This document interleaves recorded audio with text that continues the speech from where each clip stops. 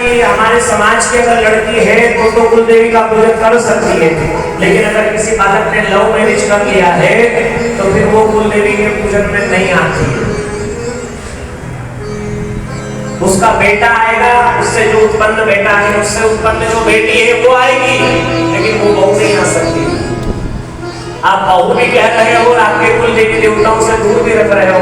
आप ये तो छोड़िए, वो भगवती तो माफ करेगी जब करेगी, लेकिन आप कितने बड़े दोगले हो कि आप उसको बहू भी कह रहे हो और उसके अपने देवताओं से दूर रख रहे हो।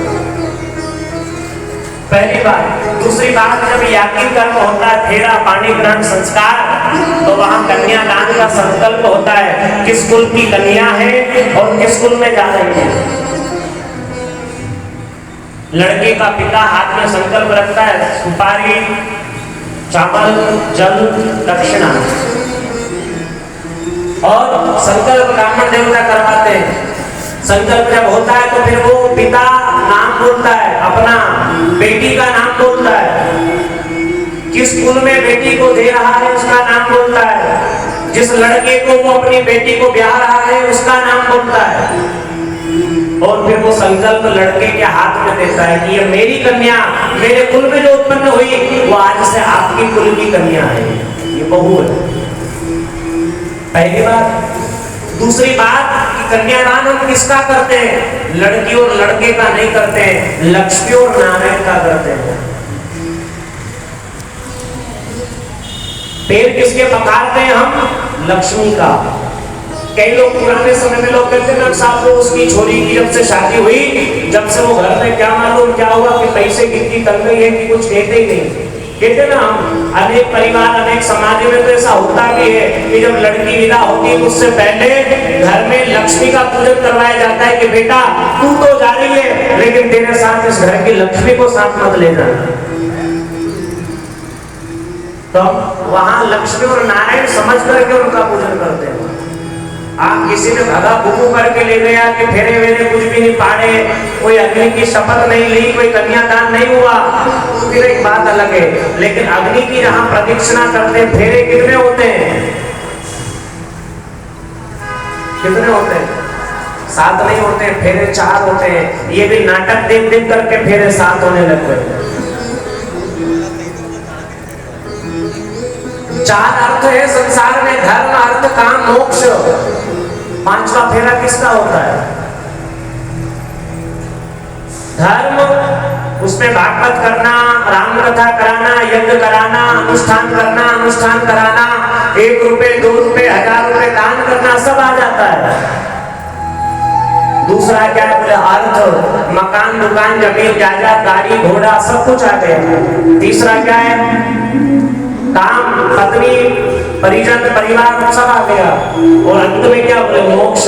3 फेरे में कन्या आगे रहती है और चौथे फेरे में लड़के को आगे करती है कि मुझे अकेली को मोक्ष नहीं चाहिए, ये मोक्ष का फेरा है, इसमें आप आगे आइए, मुझे अकेली को मोक्ष नहीं चाहिए, मुझे आपके सहित मोक्ष चाहिए। तो मोक्ष वाले फेरे में लड़का आगे आता है।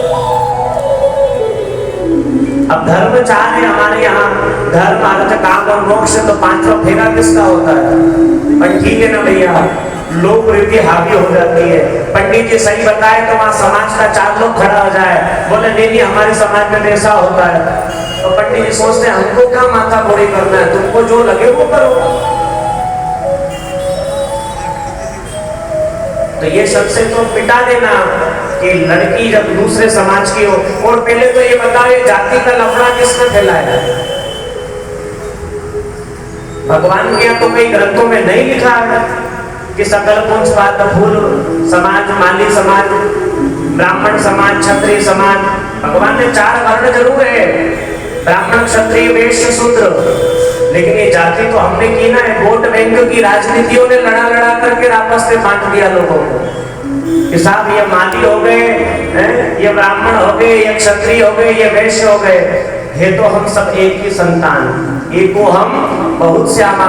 भगवान एक थे और बस मन में विचार आया कि क्यों ना मैं एक से अनेक हो जाऊं। उसी समय भगवान की नाभि से नाल उत्पन्न हुई, कमल का पुष्प खिला, अष्टदल कमल पे उसमें 4 मुख, 5 मुख वाले विधाता मतलब ब्रह्मा को रचा और उस ब्रह्मा ने सृष्टि को रचा और उस सृष्टि में सबसे पहले मानव बनाए, तो जाति बाद में है, पहले हम मानव है।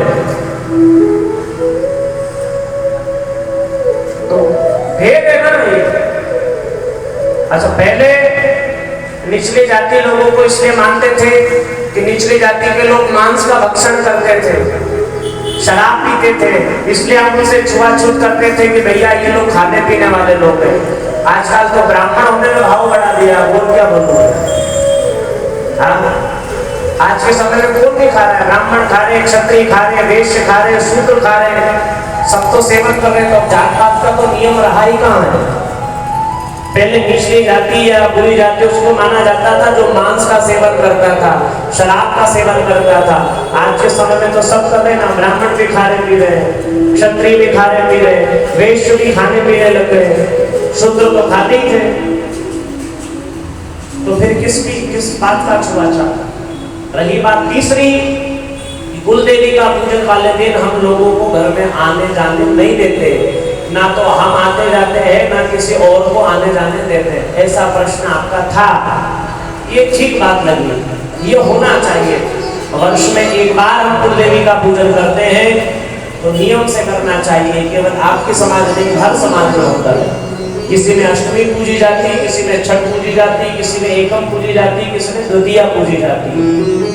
उसमें बढ़िया घर को अच्छे से साफ स्वच्छ करके घर को बिल्कुल शुद्ध सात्विक तरीके से अनुष्ठान के रूप में उसको आप करो, कोई दोष नहीं है, वो ठीक बात है, वो कोई अंधविश्वास नहीं है। लेकिन अंधविश्वास क्या है? बोले एक दिन कुल देवी का पूजन करके शाम को उसको कहीं पे बांध के और ऊपर छत पे लटका दे, ये अंधविश्वास है। अभी आपको बढ़िया बांध करके यह छत पे लटका दे तो आपको कैसा लगेगा? अभी भैया आपके दोनों हाथ और पैर बांध के छत पे लटका दे, भगवान भाव के भूखे हैं। भगवान को तो आप जहां बिठाओगे वहां बैठ जाएंगे। और कुल देवी 64 योगिनी में से कोई एक कुल देवी है ना, महाकाली, महालक्ष्मी और महा सरस्वती, ये त्रिदेवी है। अवतार तो एक ही है ना महाकाली का, फिर वही महालक्ष्मी हुई और वही महासरस्वती हुई। जैसे भगवान वृंदावन में है तो क्या है? बोले वृंदावन बिहारी। और वही भगवान जब द्वारिका पहुंच गए तो क्या हो गए? बोले द्वारिकाधीश। और वही भगवान जब प्रेम मंदिर में जाकर के बैठ गए तो वो कहा प्रेमेश्वर भगवान। भगवान ने जो जहां लीला की उनका नाम हो गया, बाकी भगवान तो एक है। वैसे कुल देवी भली हमारी कोई हिंगलाज माता हो, कोई की सीता माता हो, और कोई की काली माता हो, और कोई की लक्ष्मी माता हो, ये हमारा अलग अलग भाव है, लेकिन जगदम्बा तो एक है, भगवती तो एक है।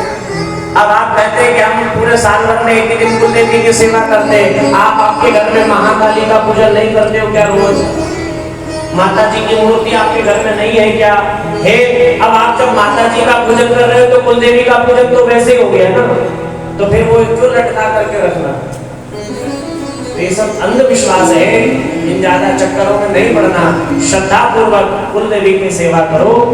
जो एक नियम आपका है कि ना किसी के यहाँ जाना, ना किसी के यहाँ आना कुल देवी के पूजन वाले दिन, अच्छा लगा। लेकिन उस दिन भी ऐसा नहीं है कि फिर मोबाइल चला रहे घर में बैठे बैठे, ना ना, परिवार को लेकर के बैठो, भगवती की सेवा करो, कीर्तन करो, जप करो, दान करो, अच्छे कर्म करो, साफ स्वच्छता से करो, ये बात ठीक है। बाकी सब बात गलत है।